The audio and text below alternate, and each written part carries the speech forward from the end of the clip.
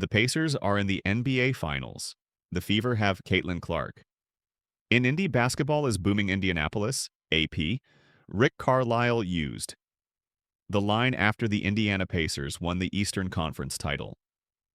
Earlier this month, the one that is the official motto for the state's Basketball Hall of Fame and surely has been uttered for generations. In 49 other states, it's just basketball, said Carlisle, the Pacers head coach. But this is Indiana. It's true. Basketball never loses importance here, but these days, the state, and Indianapolis especially, probably feels like the center of the basketball universe. Indiana is the state that lays claim to Larry Bird and Oscar Robertson. It boasts the most recent team to finish an NCAA Division I men's season. Undefeated in Bob Knight's 1975 to 1976 Indiana squad. It inspired the movie Hoosiers, cheered Reggie Miller for the entirety of his Hall of Fame career, and now has the talk of the women's game. In Caitlin Clark, for the WNBA's Fever, a team that might be playing for titles in Indianapolis before too long.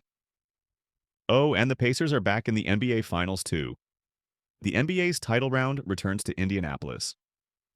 On Wednesday night for the first time in 25 years. Game 3, Oklahoma City at Indiana. Series tied at a game apiece. In 49 other states, they'll be watching. In Indiana, they'll be seeing.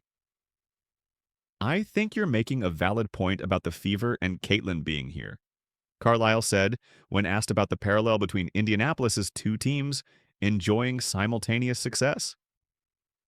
Both teams are teams that are working their way up and getting better. The level of interest is high. We've always had great fans here. He would know.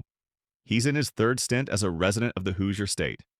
He was an assistant coach, then became Pacers head coach, then left for Dallas, then came back to coach the Pacers again. He's seen good times. He's seen bad times. He's now seeing crazed times. There are yes, sirs signs all over the city. The Pacers' chances are the talk of the bar. At the famed St. Elmo Steakhouse, and yes, they're big Fever fans there as well. The Fever and Pacers are both owned by Herb Simon, the 90-year-old Hall of Famer who bought the NBA team more than 40 years ago. NBA Commissioner Adam Silver said Simon deserves much of the credit for what's happening in Indy these days. As David Stern used to say, we're going to keep him at it until he gets it right. And here we are, Silver said of Simon, referring to his predecessor as NBA Commissioner. He's the longest-standing owner, governor in NBA history, and I'm just so happy for him to see the success. The cherry on top of the whipped cream is we have a WNB, a all-star game coming there this summer.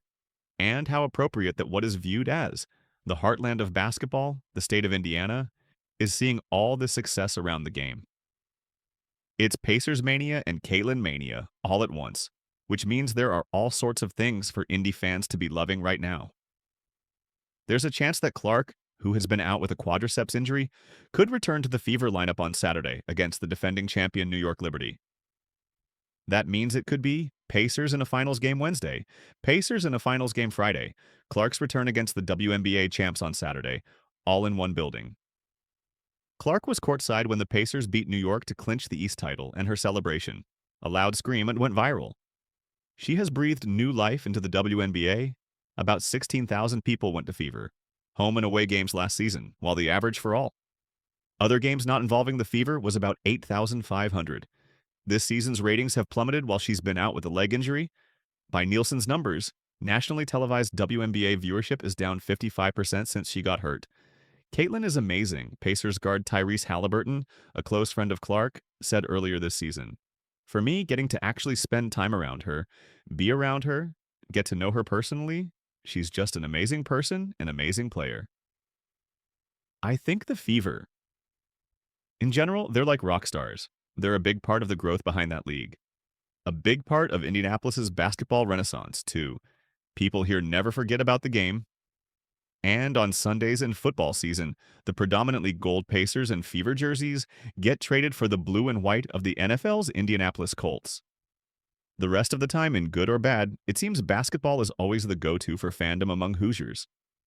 After all, in 49 other states, it's just basketball. But this is Indiana.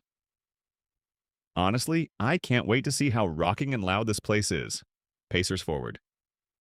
Aaron Nesmith said, when asked what he thinks Game 3 will feel like. It's going to be a special moment for sure.